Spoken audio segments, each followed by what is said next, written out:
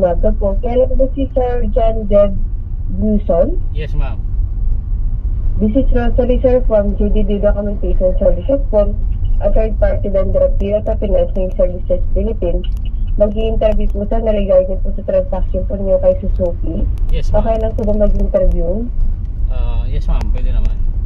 Sige po, sir. Please be advised that this call is being recorded for training and security purposes po. Ang unang pangalan po niyo is Jan, John. Second name po is Beth, Ben. BNBOE. Third name po, Victory OE. Tama po ba? Opo. Last name po ninyo, ARCENAS. Opo. Last name po ninyo, BUISON. Yes po. Nag-apply po kayo kay Suzuki. Yes, ma'am. Kino-confirm po ninyo lahat ng details sa application na is valid po at correct. Yes, ma'am. Sa pangalan po ninyo, wala kayong junior, wala po kayong NE. Wala po. Hindi po gagamitin ng sakyan, pero sila po ba business po? Yes, business po.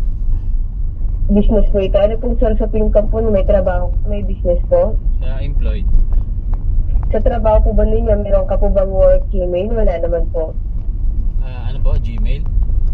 Yes, sa trabaho meron po ba? Wala naman po. Meron. Yung ginagamit kong Gmail dyan. Ate, paano po yung personal email po ninyo?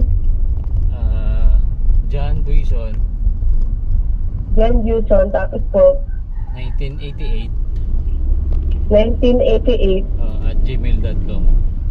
1988@gmail.com. Ano pong zip code po ninyo? Memorize niyo po ba yung zip code niyo, Sher? Zip code sa Cavite po